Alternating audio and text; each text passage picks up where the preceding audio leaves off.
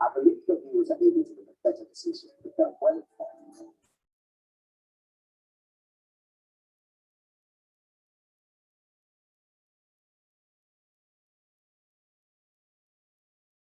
For the few minutes of delay, and I hope you can hear me from on this occasion, this edition of GPC Interface, which stands for Government to Citizens Interface, the platform where we have created for government and citizens to have a meeting place. The assignment of nation building belongs to us, of the leadership and the followership. But for this time, to crown the month of March 2021. Oh, my audio is not meant to be on. Women's Society, International Women's Day and International Mother's Day. To crown that, the whole of today's edition is given to the women. The title for today's discussion is Women and the Ascension to the Places of Power. And that we will explain as we go on. I'm going to sit back today. I'm not the anchor for today. She's online and she's one of us also. I call her, and some of us call her Queen Hester. I'm going to allow her to introduce herself. Can you unmute your mic, Queen Hester, and shoot from here? Good afternoon, everybody. Happy Mother's Day and happy International Day to everyone, every female here. My name is Siji Adubifa. I'm a tax consultant and also a lawyer. I would be anchoring today's event. And once again, we apologize for starting so late. So let me just go straight to it. I hope we can all hear me. Can you hear me, please? Yes. Oh, perfect. Okay, so in no particular order, I'll be introducing our 5 fantastic, distinguished, hardworking women that have graced this panel today, this evening. I have Mrs. Mandy Asagba. She is the principal partner, Amanda D. Asagba Chambers. She is also the president of African Women Lawyers Association. I also have Mrs. Deborah Usman, who is the general manager of Nigerian National Petroleum Corporation, NNPC. I also have with me Mrs. Ibiwumi Akinola. Mrs. Ibiwumi Akinola is the lead consultant with over 21 years cognate experience in early years education. She running child center preschool and after school, and she's also she's also the CEO of the Child Center Limited. We also have with us in our midst Honorable Peace Nnaji. She is the Commissioner for Gender Affairs and Social Development for Enugu State. She represented Nkanu East and Nkanu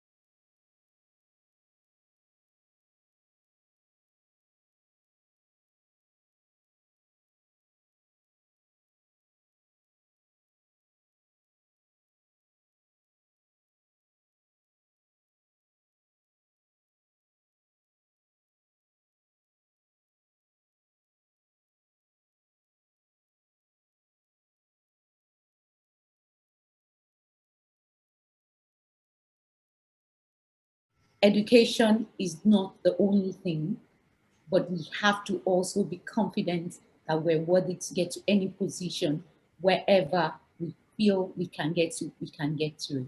Thank you. Thank you very much, ma'am. Thank you very much. Mrs. Mandy Asagba, I have a question for you next. After that, I'm going to ask the Honorable Minister for State a question.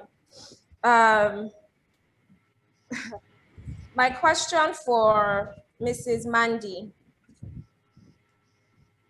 So there was yesterday, I was listening to a radio program and a man called in, a radio program talking about this event holding today.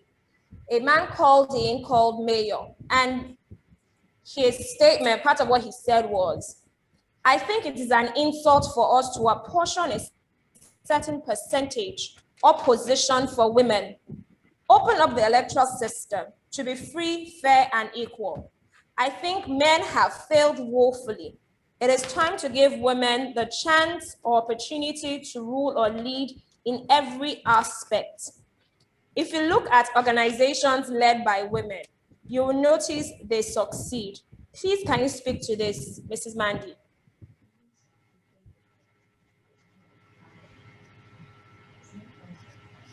Hello, can you hear me?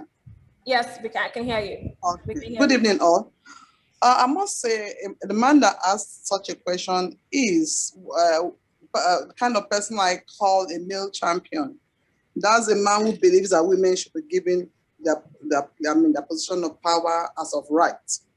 Now, I would say that he has not said anything wrong at all. For me, ordinarily, I also see it as an insult. Seriously, because if you look at the way things are going in this country, even with the provisions, the affirmative action, the constitutional provisions and all that, you find out that these laws are just on paper. Nobody pays attention to them. So I believe it's high time women make a decision. And the IWD theme for this year is very apt. What I call choose to challenge. It is time women become resolute about these things. When we decide to take the bull by the horn and possess our positions, take our rightful place in the society, then it means we are ready. As it is, if we keep fighting years, we have been agitating for inclusiveness, we've been agitating for parity for ages. I mean, if you take the American example, imagine that USA is 96 on the chart of parity. And Rwanda is #1. That is because women in Rwanda became resolute. And then they're occupying those positions. Their constitution says 30%, but today we have over 60% of women in positions of authority in Rwanda. So I believe it's time for women to take the bull by the horn. It's time for us to choose to challenge. It is time for us to be ready to give all that it takes. When people talk, they keep talking about competence, and I keep asking myself, these men that are ruling us, we all went to school together. I can't even say one or two that I would say were better than us while we're in school. So why would we always be talking about that competence? Does it mean women are less competent? No, for me, it's a no-no. I don't believe we are less competent in any way. But it's just a case of we have not made up our mind to take that which rightly belongs to us. Now we talk about our rights. Well, the rights are stated in the Constitution. We all know that we have fundamental human rights. We have rights to non-discrimination. But how many women have been able to take up that fight to a logical conclusion? Every day that discriminate against us, even at the professional level, it's worse. Yeah. Not to talk about politics. This is what we're talking about. So it's a fight that women have to take. I mean, they have to make a decision. This is time for us to be resolute, to give it all it takes. We have 49% women population. 49%. What it means is that any election we go for, if you're resolute to get those positions, we're going to get it with all ease. That is if we are committed to getting those positions. But for as long as we're not committed to it and people are still saying, no, it's my brother, it's my uncle, it's my daddy, then it means we're not ready. But the minute women decide, because for me, like I keep saying, the laws are there. The laws are not, granted that some of them are discriminatory, but most of the laws are not discriminatory. And then even with the fact that they're not discriminatory, what have they done for us as men? What have the government done? So what we're saying is that power is not something you relax and wait for somebody to come and place it on your laps. No. You have to demand for power. You have to give all that it takes to get power. I've been there, so I know what I'm talking from a position, from a well-informed position, from experience, because I've been there. I contested for a position in a local branch of the MB, and then we were talking about something like competence. Excuse me, all the people that have contested against me, I can't even see anyone that can withstand when it comes to leadership. But you know what? Even some women were saying, Mandy, you are bold though. I mean, you can imagine the mindset. Women, position of chairman, not even secretary. So that mindset, it's time for us to start talking to ourselves. Seriously, the problem is more with us than with the men. Believe me, in that election, I must say, men supported me even more than the women. So I believe it's time for us to start talking to ourselves. It's time for us to educate women, every woman around us, both educated or even the illiterate ones. Because when the educated ones still have that mindset, that patriarchal mindset, woman. So that is where I see that the problem is. And for this year's team, choose to challenge, I believe this is time for every woman. We need to start looking inwards. We need to start talking to every woman around us, our daughters, our wives, our mothers, our sisters, our aunties. It's time for us to talk to ourselves.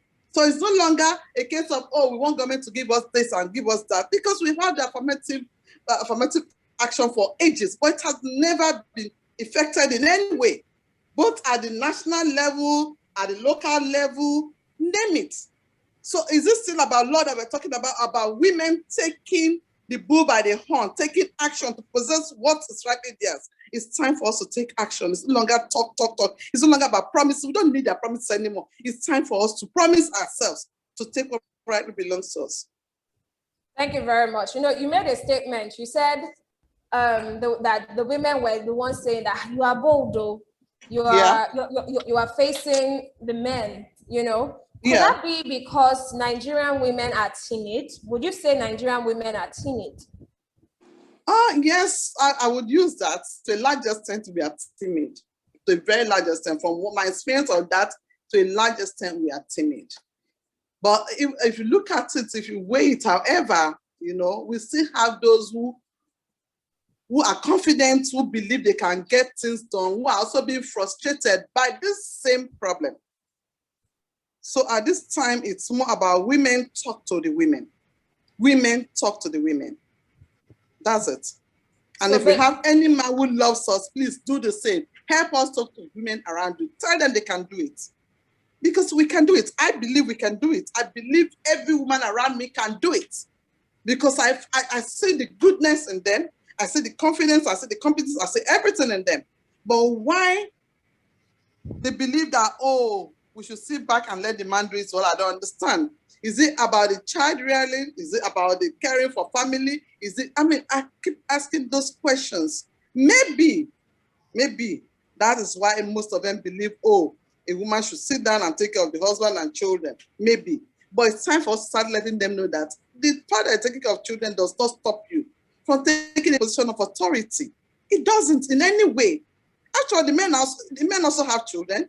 There's no law that says the woman that must take care of the children. Is there any law anywhere in Nigeria or anywhere in the world that says it's the woman that must take care of the children? I don't see that law. So why anybody have that mindset that it's a woman? If two parties, a man and a woman, have a child, you schedule yourselves. You take care of the children Monday through Wednesday. I do Thursday through Friday. It's an equal world. We should strive for an equal world. And in striving for that, you cannot continue to be taking care of the children and expect to have parity. How do you have parity when you want to sit down? Take one example. I had a female staff whom every day she's it's one excuse or the other. My children are sick, I have to take them to the hospital. My husband is sick, I have to take my mother-in-law. And I asked her one day, what does your husband do? You cannot be talking parity and you want to be there doing all this. And you want, I mean, that's just not possible. Thank you very much, ma'am. Thank you very much, ma'am. You're welcome. Honorable Minister of State, I have one question for you. After my one question to you, I'm going to go back to Mrs. Ibiwumi. Okay, so today I was going online and I saw a statement attributed to Honorable Rotimi Amechi. He said that, let me just read a little bit. The caption reads, women are far more intelligent than men, Amechi. The Minister of Transportation, Honorable Rotimi Amechi, says women deserve more role in government because they are more intelligent than men. He disclosed that the 35% affirmative action policy currently being given to women is not enough, considering the intelligence and capacity being displayed by the female gender. I do not know, so let me skip. When I'm invited to a function and women are gathered dancing, I just wonder why women should be dancing at a function.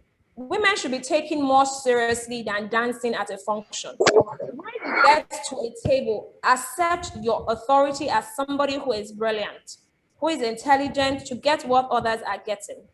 Don't tell me you are on the table and should be given a position because you are a woman. Don't ask that any seat should be set aside for you. Ask for your right. It is your right. Women in politics stay for meetings till 2 a.m. So if your husband allows you to join politics, he should be ready to support you. Ma, what do you think about this statement?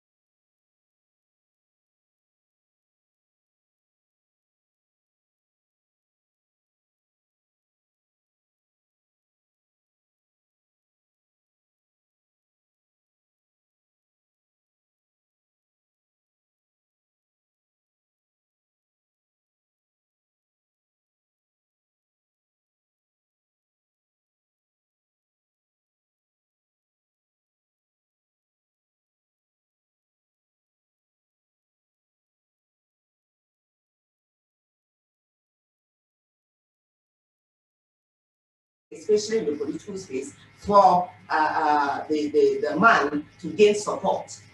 Because he believes somewhere, somehow, the man is going to get there because everybody will vote for him. But now the lady might not even get that financial support because the political environment is also requires much financing. So here now, even from the banks, the institutions will rather give a loan now to a male contestant than to give, to a female. Why? Because there is no legislative backing. There is nothing that is saying, okay, this woman will gain support. But how do we get to do it? The media survey was will also contribute immensely to this by catapulting the awareness of people and on the content of the woman, the woman aspirant or the lady in question. You see, this goes a long way by engaging her. She might not even be able to fund the the media outings because it's also, hinged upon financing. So they will also come clean to say, okay, this is our support to you. They will organize various programs, get her to be anchored, get her to be shown. This will further embolden her, and that will also increase the perception of people about her and the woman they are about to engage. Gradually, I know we are getting there. And also, we know that women are yet to meet the critical mass in every way of representation, especially in the legislative assembly. Now, this is done in developed lands, even in the Rwanda, where they now attend more than 50% of this the affirmative action. It also had to do with lobbying. For those of us who are here, must also stick clear to say, okay, we must go lobbying for positions for, the lower ones. To be able to occupy until that the critical mass is formed before we talk of the push. As much as we are trudging to move on, we must try to pick up, the younger ones. And that is done by mentorship, by encouragement, by sponsorship, and in whatever guise, either by through the engagement and the support of materials or financially and otherwise. We might get too busy to identify where the strength lies of a particular child. But then when we have cycles like this and we engage them in programs like this, if we listen, we'll pick one or two people that will say, okay, because just take it or leave it. We must know that no one person will occupy two places at the same time. And that is why now these are the steps we can take to ensure that we bridge the gap, either in the appointment or in the political space for women, especially up north here. Again, the women that have also gotten there must also know if there is the fear of men, predominantly, could also be the insecurity. Now, if the men are allowing you to go out there, either you become a PhD holder, a master's degree holder, perhaps maybe the man maybe didn't even go to school. He believed in you, he supported you, and he took you up there and you've gone to school. For goodness sake, when we also get there, we must be of good conduct. This conduct matters. This will also encourage other men to support their wives. But if we come all out here and we begin to misbehave, and then he cannot talk to us at all, no matter what we do without education, for crying out loud, marriage or no marriage, we are partners in this business of life. And there's nowhere we are going to be different. So we must learn to respect each other. And we must not say, okay, because we are now educated, for instance, I am a minister, but my husband isn't a minister. But I got here with his support. He is in another field entirely. But he encouraged me to be a politician by believing in me. But then on getting here, I decided to disappoint him in every way of it. I want to be a different person altogether. I will no longer listen to him. And I will say, I'm now that big girl. Then other friends of his will not be encouraged. I've blocked the space for other women. His friends will no longer be encouraged to support another lady. His kinsmen will no longer be encouraged. I will be that bad example. So I tell for women out there also, let's choose to be the very good examples for others to copy. Not only in our trudge to attain positions of power, but also in our conduct, in our careers, and our faith in God. That should be second to none. Thank you. I think this is little I'll be able to say on that. Your next question. No problem, ma. Okay, so my last question to you is, in 2007, Yes, please. you contested and... You said you have 50 gig storage of iCloud. The backup is in front. Okay. Okay. 2007. Hello, can you Yes. hear me now? Sorry, I was muted. In 2007, what were the lessons you learned from your participation in the election where you contested to represent Kwali Abaji Federal Constituency in the Nigerian National Assembly? What were the lessons you learned? Interesting. You have taken me back down memory lane. Now, in 2007, where I had the clarion call to serve, I even called that election the clarion call to serve. It was more from the people. I was from in the organized private sector. It was more from the people I had helped doing my humanitarian services to say, you must just represent us here.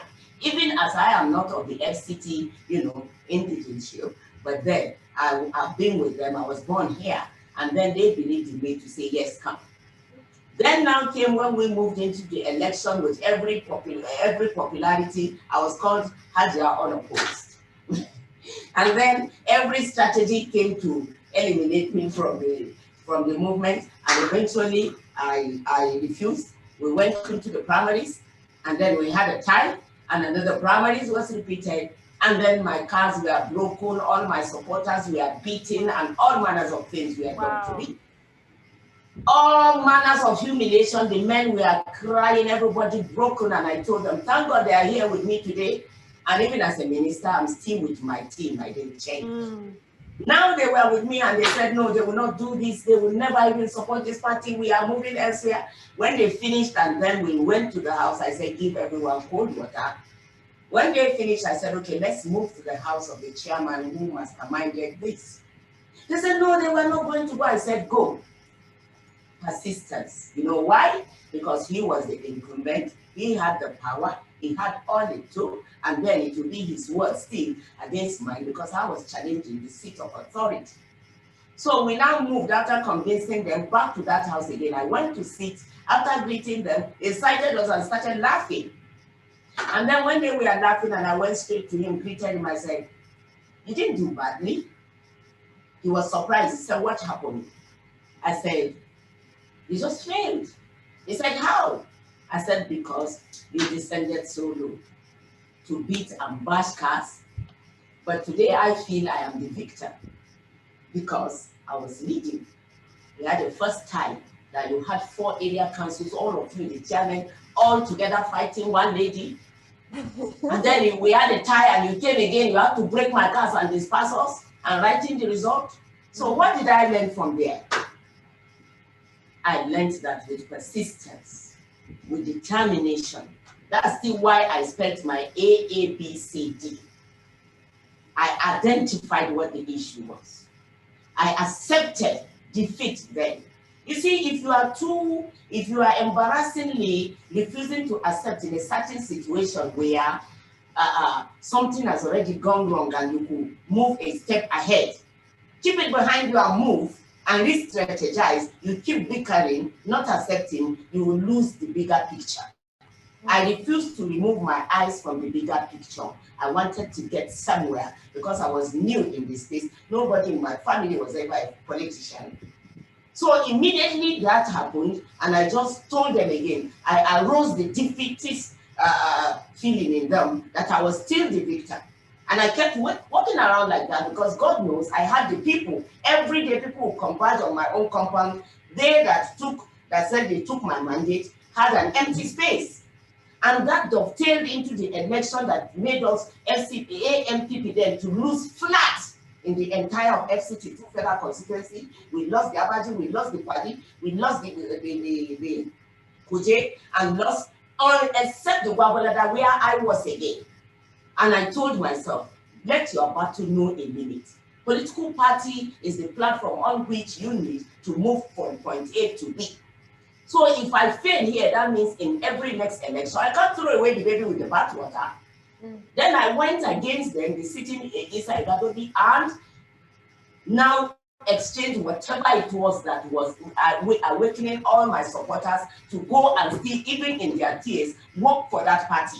And that was the only platform we had left again.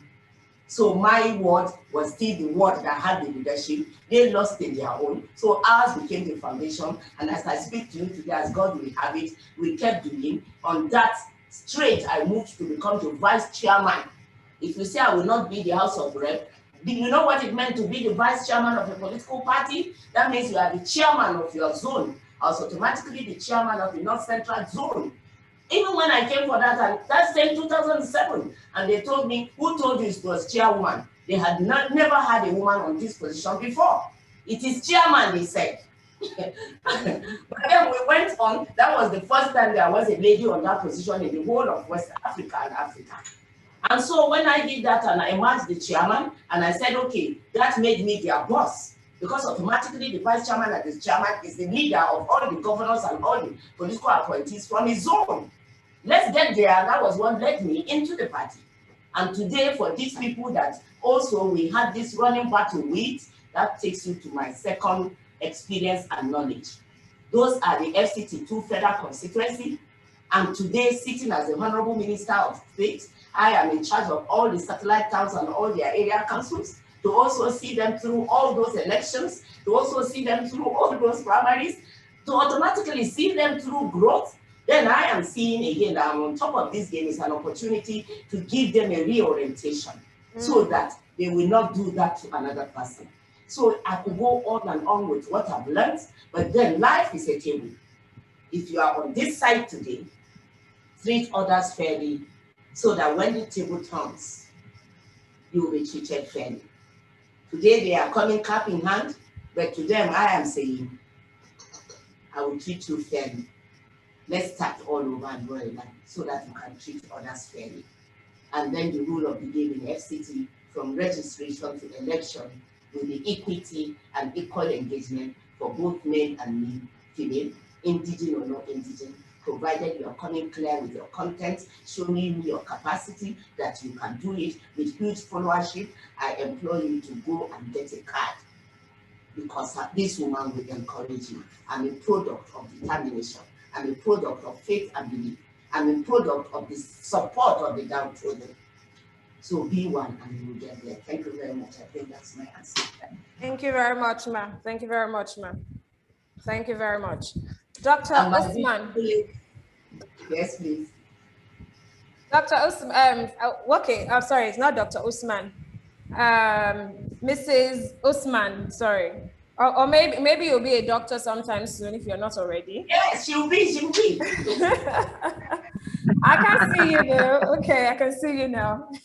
I can see you now. Okay, so back to my question that I asked earlier on about what some men say. Some men say women do not have capacity. How would they know when we are not given the opportunity on a fair playing ground to show off? Okay. So I take it that your question, if I hear you clearly, because I had power outage. Okay. Your question is, can you just give it to me, please? Okay, so my question is, some men say women do not have capacity. You know, I was linking it to the story I gave you about when I was in university. How would they know we don't have capacity when we aren't given the opportunity on a fair playing ground to show off? Okay. It is, well, I will take it that for the men to say we do not have capacity is more of a perception. Apart from the perception, there's also the fear of challenge. If I take you back on your story that you said, you can see clearly that is in the mind and perception, but then with a fear underlining that perception. Men know that if you give a woman an opportunity, you know, whatever assignment is given to a woman, we do it passionately. we have great passion, we have great energy, almost near to perfection. And so the men are afraid. And that is the reason why you see that they would not want to give us opportunity. Because the moment they give us an opportunity, they know what it will turn out to be. Simplistically, let's look at Hillary Clinton. You all know how the election went. But of course, we knew what happened at the end of the day. And that was probably because of the fear. If they let her go, of course, we know what she will turn US into. You come back also to us here back at home. The men are really, really scared. And the women, for all I say to the women, we are competent, we are qualified, and we go all out to unleash our potential. We have to celebrate ourselves, celebrate our achievements. If we do not celebrate our achievements, how will they know we are competent? They must hear us, they must see us act. And that is why I say, for me in the place of work, I say character, integrity, and competence. That competence is give me the opportunity and I will deliver over and above. We have the capacity, we have the wherewithal. You know, women are like tornadoes full of possibilities. And for me, I know quite a lot of women. Of course, we know and say, my guiding principles is to say, accept criticism, positive or negative, but turn those criticisms in a positive way to help you become a better person. Also, again, never have negativism. Do not accept negative comments. And the men know that women have, you know, we have the composure to take whatever men say. A man can flare up, but you find that a woman, most of the time, the women have full control. We control our emotions. And so for that, they know if they give us opportunity, look at it in the boardroom. Let's take Mrs. Awoshika, for example. She's a woman and heading the board of First Bank. We can see the wave she's making. Why? Because she's been given that opportunity. It wasn't easy for her. She's told her story over and over and over again. And I see her as a role model for all of us. She saw the opportunity. She took it, even though with grave resistance from men, but she's sitting at the board and calling the shots. And so the men, most of the times when you see, they say women don't have capacity, they would not give us